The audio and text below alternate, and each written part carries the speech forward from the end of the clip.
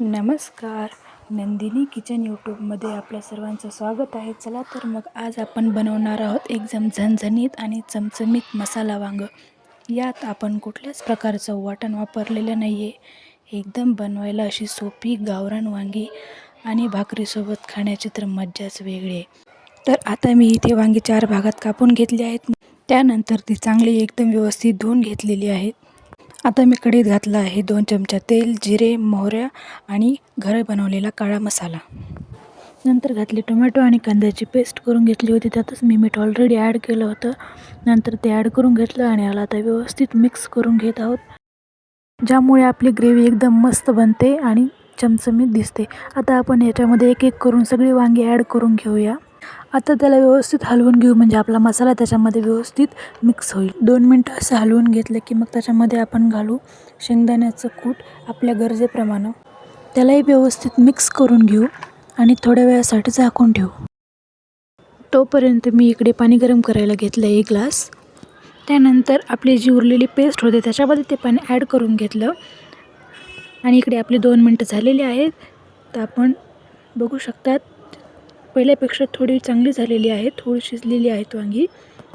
तर आपण याला व्यवस्थित हलवून घेऊ आणि आपण जे आता पाणी घेतलं होतं गरम ते याच्यामध्ये मिक्स करून देऊ.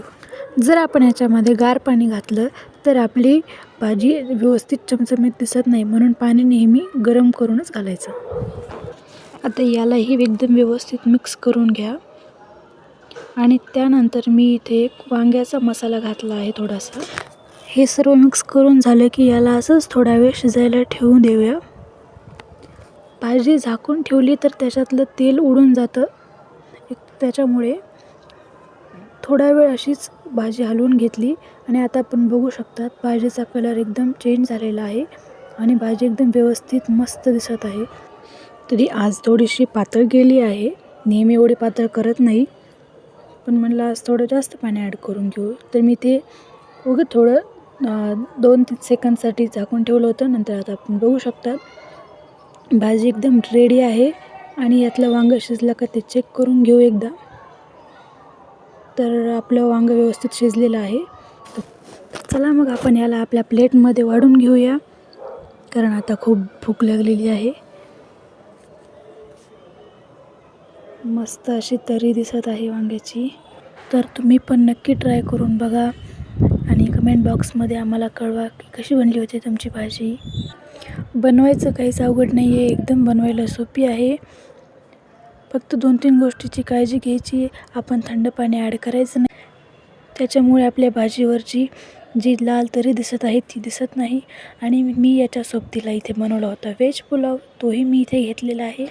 तर आता आपलं पूर्ण ताट वाढून रेडी आहे आणि आता मला हे खूप जास्त भूक लागली आहे, तर मी आता खायला घेते. तर तुम्ही सर्वांनी पण या जेवायला आणि आमची वांग्याची भाजी कशी वाटली नक्की कळवा कमेंट बॉक्समध्ये.